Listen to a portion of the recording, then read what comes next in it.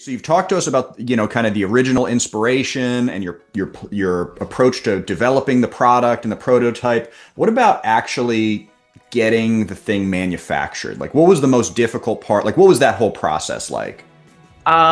It took almost a year from the time when we had our first homemade prototype to the time when we had a full batch that was ready to sell was 12 months. Okay.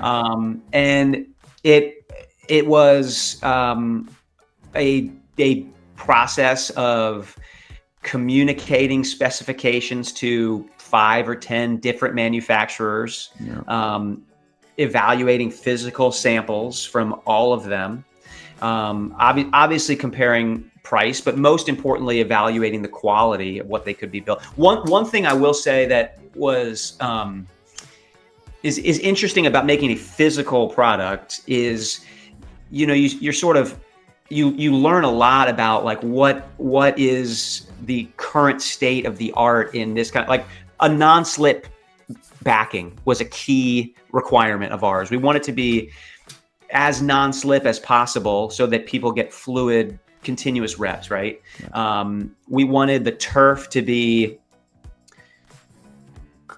cleat proof and sneaker proof and have the right kind of traction and all that.